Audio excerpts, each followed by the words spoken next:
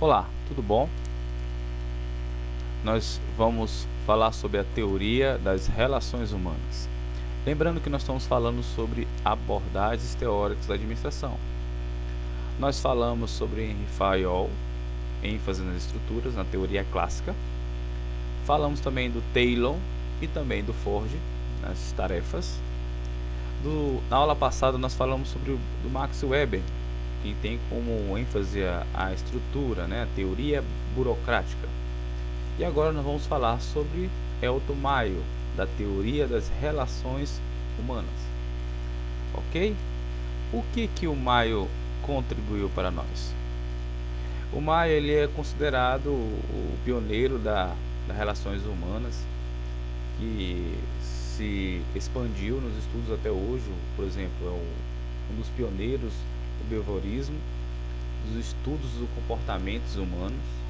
Ele é um psicólogo, então ele teve uma análise das organizações de forma diferente, de forma mais voltada para o homem em si, as pessoas, e não a organização. Nas outras abordagens você percebe que sempre o ênfase é produtividade e voltada para a organização, para a estrutura em si, para tarefas, para estruturas, para produtividade, essas ênfases.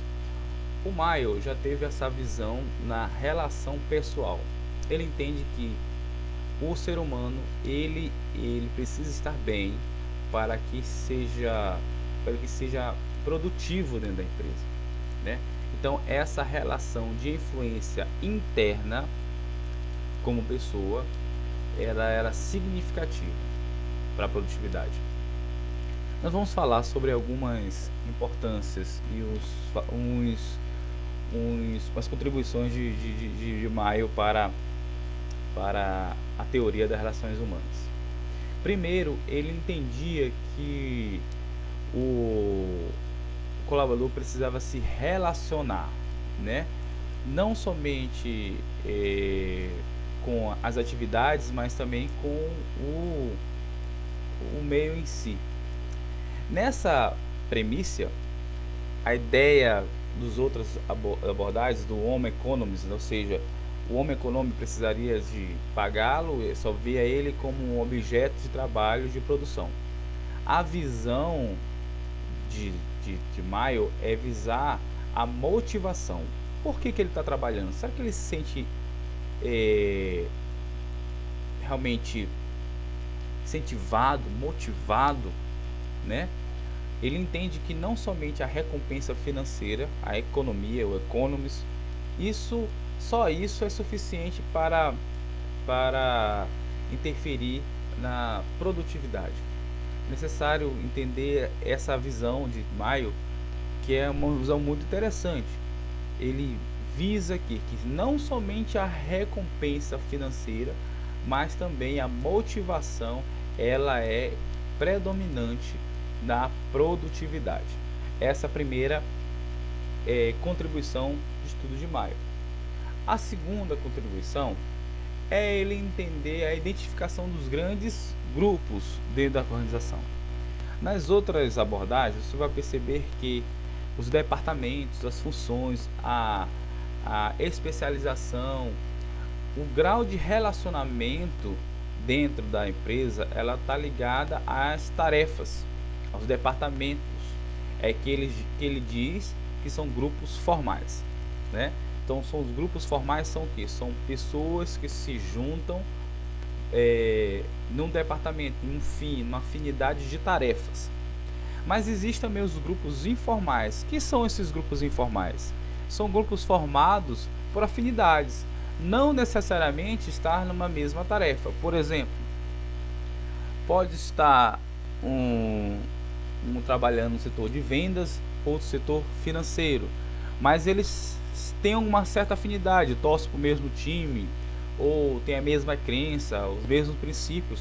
Então ele cria esse mecanismo de afinidade e ele se torna um grupo informal. Então essa estrutura ela tem que ser valorizada e tem que ser incentivada dentro do ambiente de trabalho. Então ele identifica esses grupos organizacionais informais dentro da organização. Então, ou seja, a principal linha de afinidade são as semelhanças entre os indivíduos e não as tarefas. Essa é a segunda contribuição. A terceira contribuição é a relação do emocional. Ele identifica que a emoção influencia diretamente na produção. É bem verdade isso que ele fala, porque nós vemos isso na prática. Se você está bem emocionalmente, você produz mais. Se você está mal emocionalmente, você produz menos. Então, as outras abordagens não viam a visão emocional, a complexidade, né? Então, as pessoas, elas não são uma máquina, elas têm emoções. Um dia ela pode estar mal e um dia ela está bem. E os fatores emocionais interferem na produtividade. Então, a valorização do indivíduo, a ideia de cuidar da pessoa em si, não da função em si, só do trabalho, ela é importante. Ela se sentir bem no ambiente de trabalho, e isso influenciar não somente no seu desempenho, mas no seu emocional, no sentir-se bem na empresa. Se eu fosse colocar um ponto uma palavra nesse ponto aqui, é se sentir bem no ambiente de trabalho. Você precisa sentir bem, não somente pagar bem, não somente ser um homem econômico, mas teu emocional pode estar seja satisfeito com o teu trabalho. Essa relação entre produtividade e emocional. E última contribuição é o programa de entrevistas individuais. O que é isso? A ideia de Maio é exatamente ir em encontro àquilo que as outras abordagens falam acerca da padronização. Ele entende que a padronização ou a rotina sistemática, o tempo todo fazer a mesma coisa, isso ele vai ficar desgastado, que ele exatamente chama de desgaste físico, não somente físico, ou mental, ou seja, fazer a mesma coisa o tempo todo, a mesma coisa o tempo todo. Isso arrecada nessa perda na produtividade. Então ele acredita que não necessariamente a pessoa fazer a mesma coisa o tempo todo, ele vai fazer o tempo todo bem, porque ele vai usar a expressão popular, enjoar. Ele não vai conseguir fazer a mesma coisa o tempo todo.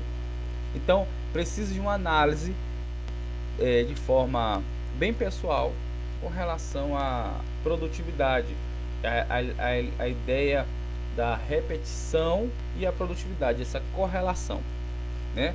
E essa correlação, ela tem que ser feita de forma constante. Eu coloquei uma tabela aqui para você entender um pouquinho. Botei a teoria clássica, que é a mais forte, tá certo? Entre as abordagens anteriores que eu falei, e a teoria das relações humanas, como cada um vê a organização. Perceba que ele fala assim, trata as organizações como máquinas, e realmente ele trata as organizações como máquinas. Só que na teoria das relações humanas ele trata as organizações como um grupo de pessoas, né? Não a estrutura em si. Na teoria clássica enfatiza as tarefas, né? As coisas que tem que fazer, o que tem que ser feito. Já as relações humanas enfatiza as pessoas, inspirada em sistemas de engenharia, até porque as outras abordagens eram feitas por engenheiros, sistematização das tarefas. Já o Relações Humanas era psicologia. O Maio era um psicólogo, ele entendia na área mental das pessoas.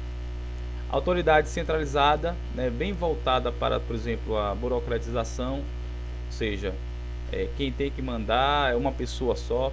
Aqui é uma delegação plena de autoridade, ou seja, você distribui a autoridade entre a empresa. Linhas claras de atividades, ou seja, quem sabe exatamente quem é. Aqui a autonomia do empregado, não necessariamente ele vai estar no local onde ele quer que as pessoas, que o chefe quer. Ele vai querer escolher qual é o local que ele quer trabalhar. Especialização em competência, tem que ser especializado, né? Nas outras abordagens vimos muito isso, né? Eficiência, né? Ou seja, repetição e tal. Aqui é técnica de confiança, você tá no local e você se sente confiante, né? Gosta de fazer, né? Acentua a divisão de trabalho. Você divide, vimos muito isso, por exemplo, no Fordismo, por exemplo, onde que ele dividiu, né? Cada um faz uma parte. Aqui é nas relações das pessoas, ou seja, às vezes as pessoas não tá no departamento não porque ele sabe fazer, mas é porque ele tem afinidade com pessoas que trabalham lá. Confiança de regras, vimos muito isso, por exemplo, na teoria burocrática. Aqui a confiança está nas pessoas, as pessoas são ênfase.